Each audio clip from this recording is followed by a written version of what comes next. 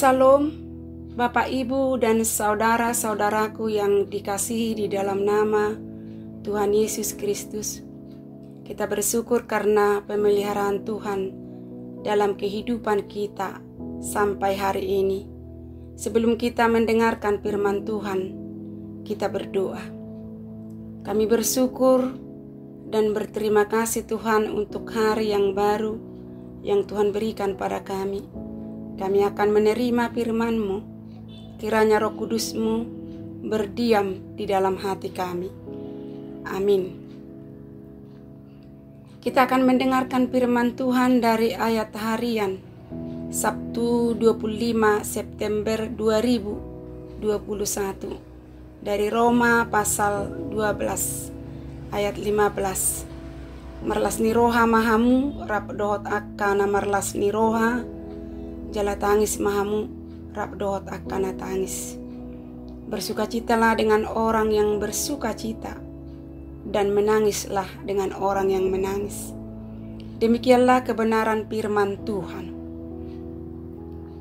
Bapak, Ibu, saudara-saudaraku yang terkasih, di dalam kehidupan kita seringkali melihat dan mengalami sendiri kejadian-kejadian yang tidak berkenan dan berlawanan apa yang kita dengar dalam renungan kita pada saat ini, yang mengatakan bersukacitalah dengan orang yang bersukacita dan menangislah dengan orang yang menangis.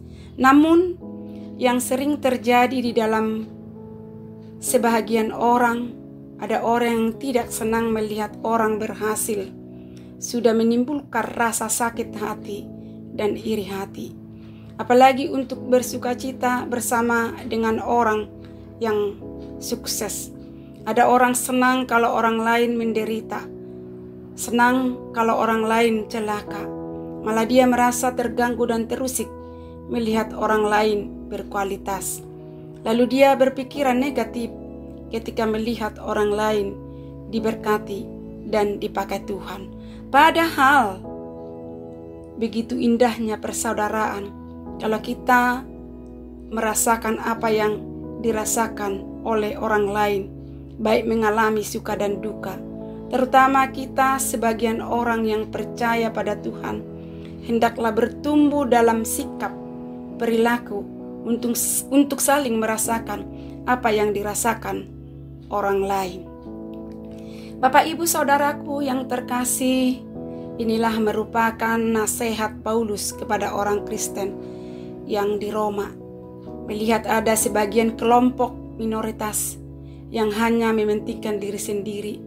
Makanya Paulus mengingatkan begitu perlu dan pentingnya mengembangkan solidaritas dan peduli kepada sesama. Kepedulian jangan terpengaruh pada situasi apapun. Situasi boleh berubah sewaktu-waktu, tetapi kebersamaan tetap tidak boleh berubah. Ada waktu bersuka cita, ada waktu senang, ada waktu bahagia, ada waktu untuk berduka cita. Di situasi apapun kita harus merasakan apa yang dirasakan orang lain, mempunyai empati terhadap orang lain, saling memperhatikan, mengasihi, menguatkan. Kita diharapkan bisa merasakan apa yang orang lain rasakan.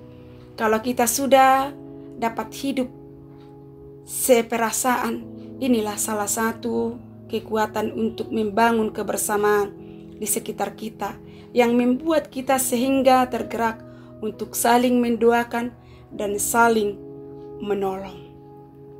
Seperti itulah makanya Paulus mengatakan, bertolong-tolonganlah menanggung bebanmu.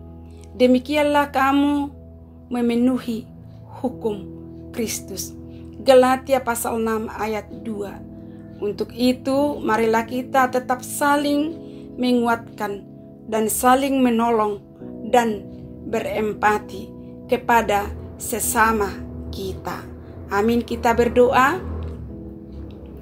Terima kasih firman-Mu Tuhan yang sudah kami dengarkan, yang mengajari kami supaya kami saling mengasihi, saling menolong, dan dapat hidup saling merasakan perasaan orang lain.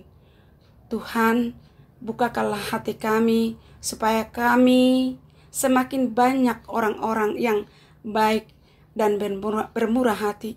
Berkati kami di sepanjang hari ini dan cukupkan apa yang menjadi kebutuhan kami. Ya Tuhan, saudara-saudara kami yang sakit menahun dan juga yang dalam pemulihan, ulurkanlah tangan-Mu dan berikanlah kesembuhan. Dan saudara-saudara kami yang berduka cita, kuatkan dan hiburkanlah Tuhan. Di dalam nama Tuhan Yesus Kristus kami berdoa dan mengucap syukur. Anugerah Tuhan Yesus Kristus, kasih Allah Bapa dan persekutuan Roh Kudus menyertai kita sekalian. Amin. Selamat beraktivitas hari ini. Tuhan Yesus memberkati. Shalom.